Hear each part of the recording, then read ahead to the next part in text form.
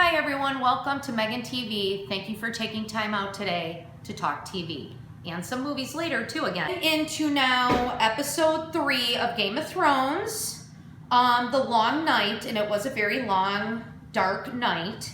That is just, I love the episode. I thought it was great.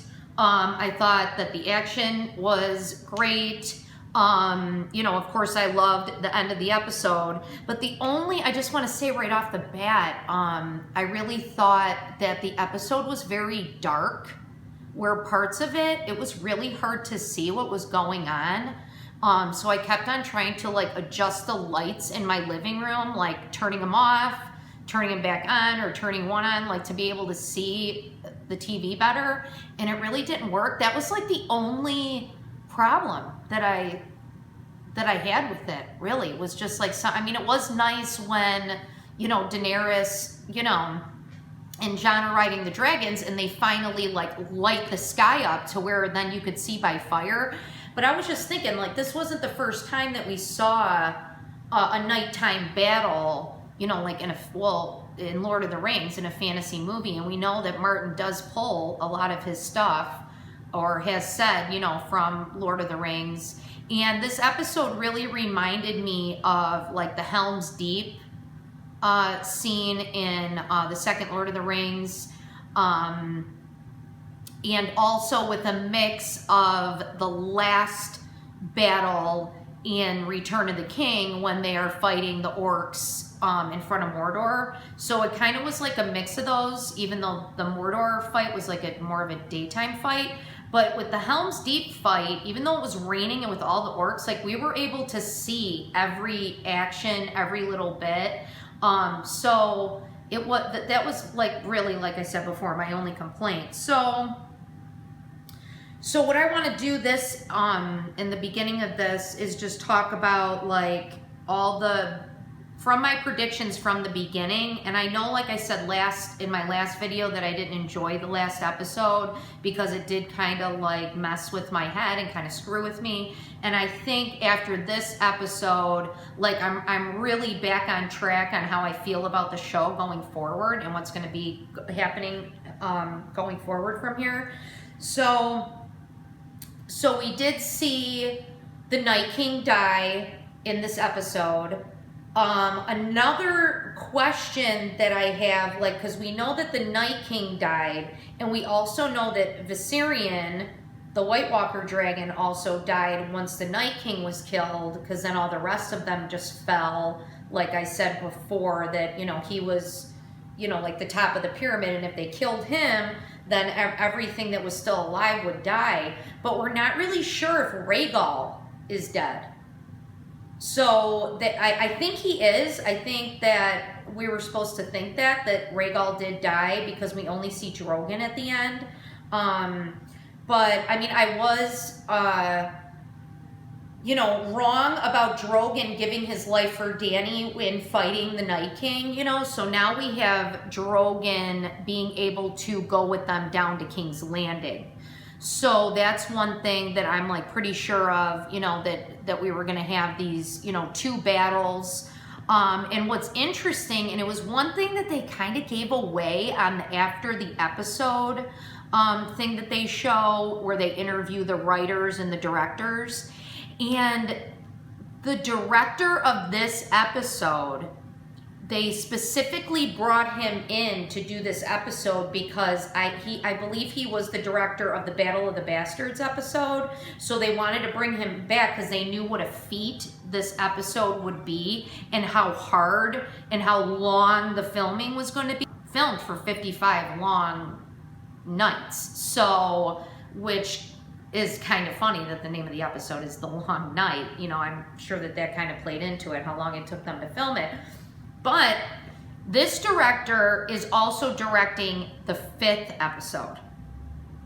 So what that tells me, just in them showing me that, I went, that means to me that if he's directing the 5th episode, then that's going to be the Battle of King's Landing, is the 5th episode. That next week is going to be the aftermath of this battle with the Night King. We know that we lost all of the Dothraki which is a huge blow to Daenerys' army, especially because Jaime, you know, spouted them to Cersei so strongly and saying that they like fight for sport and our men can't fight them. So the fact that we don't have the Dothraki to bring down to King's Landing to fight Cersei, but we do still have Drogon, okay, which is good.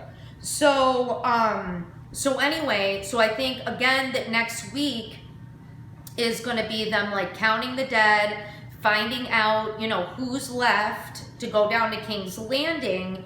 But another person that we have in the wings is Yara, Theon's sister. So she went back to the Iron Islands with her 3 ships, but what I think we're going to find out is that she has been like growing her army, maybe getting a couple more ships to be able to help out, where they're going to be able to look to Yara for help. Because the people in the Iron Islands do really love her and think of her, you know, as their leader more than Euron. So also I think next week, you know, we're finally going to see Cersei again. We know that. We're going to see what's going on down in King's Landing, and see, you know, how she is preparing, what is going to be her reaction to when she finds out that, you know, all the White Walkers are dead and that they have succeeded. But the one thing that we have, or that Dany has still, is Jaime.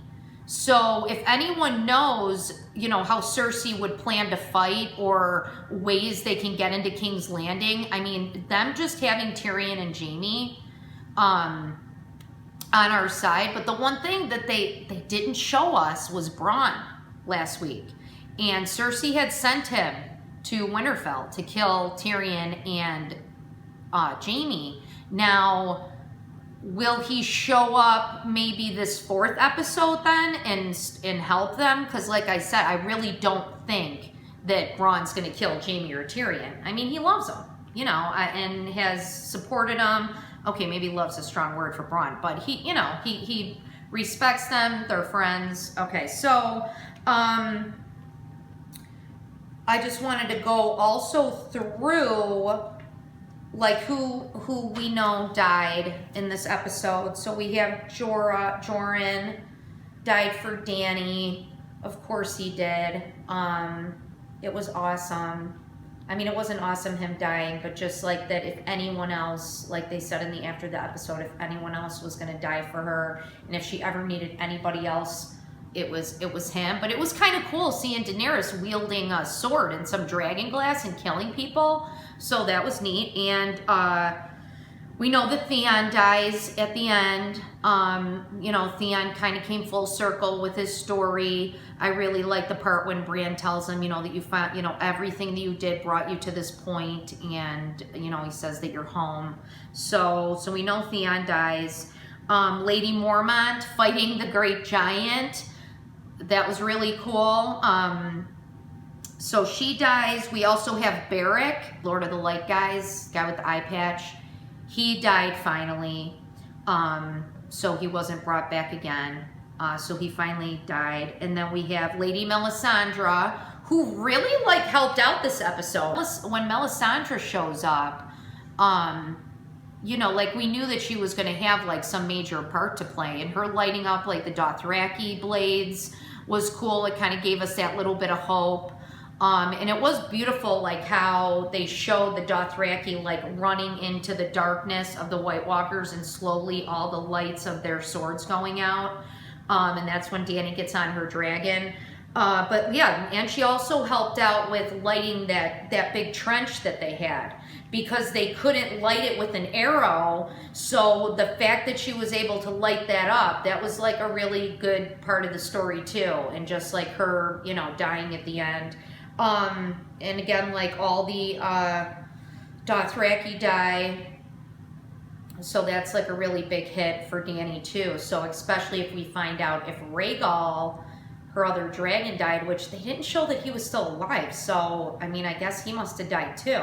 So, but that was another cool part, going back to the dragons, when they were flying like up into the clouds and going like above all the chaos and all the smoke. And then actually we get to see the moonlight at that point.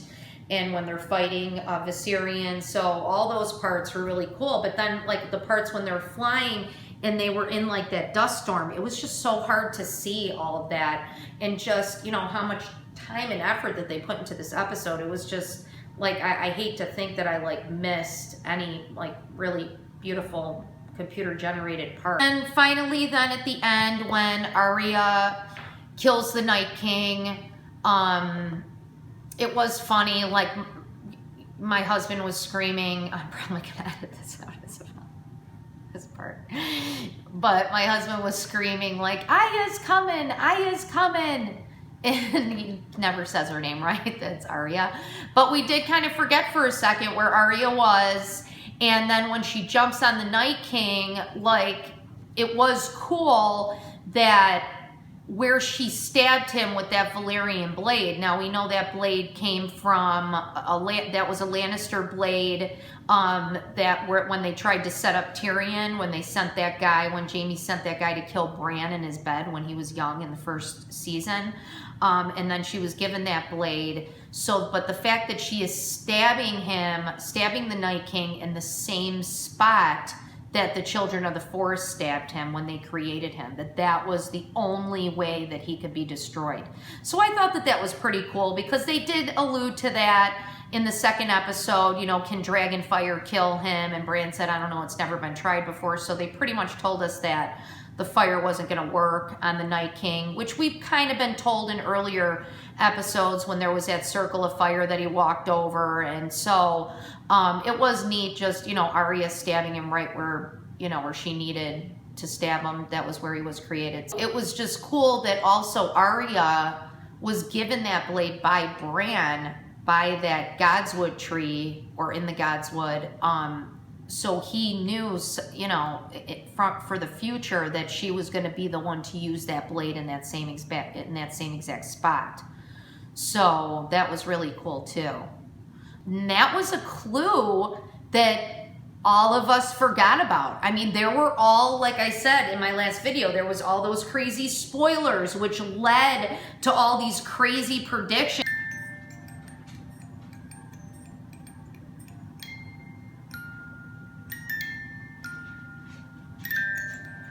Back to it. So yeah, like with all those spoilers that people put out, you know, it really did mess everyone up. So where we were kind of blind to kind of seeing that it could have been Arya to kill the Night King. So like it was very, you know, it made a lot of sense when Melisandre, right before Arya runs off, and she's standing there in the room with Melisandre, and she says, what does the God of Death tell us? And she says, not today.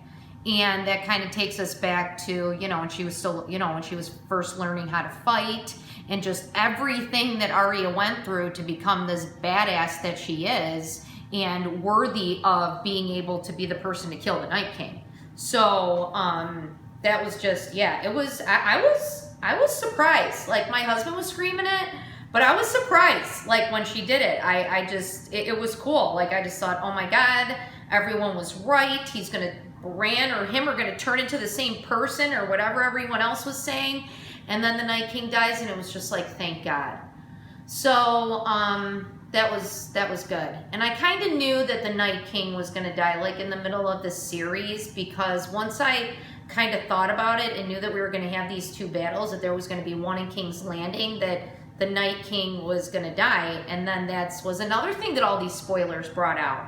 They thought he was going to split his army and all this stuff. So, but now that all the Dothraki are dead, now, you know, like, we have a problem with people where Cersei kind of has the upper hand, I think, now with troops. Now we still have a dragon.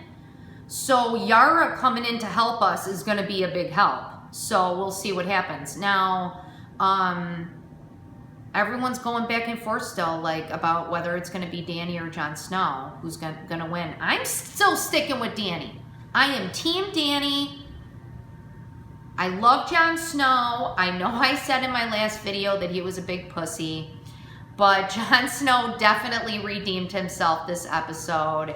He was such a hero. I thought even before the Night King died that he was going to be the one to, like, slay the White Walker dragon, where I was like, oh my God, now he's going to slay a dragon. I mean, so yeah, I love Jon Snow. But I still think it's going to be Dany. So we'll see. I mean, they haven't really had time to deal with her finding out who he is. And I think that's going to be part of the aftermath that we're going to see next week, I hope. Will be them discussing that, what it's going to mean. But again, Jon Snow never wanted that. So if all of a sudden he wants it, I think that'll be pushing it a bit. Because Dany has only wanted to ever sit on the Iron Throne. And she even let go of that, you know, that dude in Marine, that hottie in Marine who loved her and she didn't want to bring him with. She had no problem letting go of him. So, you know, that's what Daenerys has always wanted. So, great job, Game of Thrones. It was awesome. I love Game of Thrones. One of my favorite shows of all time. So we'll see next week. We'll see what happens. I think it's going to be not a filler episode like the second episode. I think next week is going to be like really showing us the aftermath and going in and seeing Cersei again and conversations that need to be had, and we're going to be learning some new stuff. So we'll see you next time with Game of Thrones. But now what I want to do is I want to tell you about a movie that I think you should watch. It has been out on Netflix for quite some time. It was released last year on Netflix. Also, the song that is in the first part of the first story of the movie was also nominated for Best Song, but of course it wasn't going to win because we had, you know, Lady Gaga and Bradley Cooper. We knew they were going to win for Shallow. But when Cowboys trade in their spurs for wings was one of the songs. And so the movie is The Ballad of Buster Scruggs. And it was written by the Coen brothers or adapted from a book by the Coen brothers. And we know how well they can do that. One of my favorite Coen brothers movies is True Grit. And they pretty much took that right off the pages of the book, and the way they did True Grit was awesome. So what they do here is The Ballad of Buster Scruggs is a book of short stories, and all of the short stories are about the Wild West. So there are at least like 8 different stories in the book, something like that. But what they do is they bring to life these short stories, and that's the whole movie. So we have several really good actors that are spread out along all these stories. We have, this is also another Liam Neeson movie. Liam Neeson's in it in one of the stories. We have James Franco is in another one of the stories. The guy who plays Buster Scruggs, he is the first story of the book. So when you're first watching it, and I didn't really know this about, I kind of just went in blind watching this, and I didn't know that they were going to do this. So when I'm watching that first story and it seems like it was coming to an end, I didn't really realize what was going on. But then what they do is then, you know, end that story, and then they go on to the next story and bring it to life. And it's really funny. It's definitely a comedy. All the stories, you know, some of them are gruesome because they're about the Wild West, but they have that like comedic twist in them. So that is really good if you just want something funny to watch this weekend. Definitely check that out on Netflix. Thank you everyone for watching my video. Please subscribe to my channel if you haven't already, and give me a like below if you like the video. Send me some comments about what you think. Have fun watching TV and movies, everyone.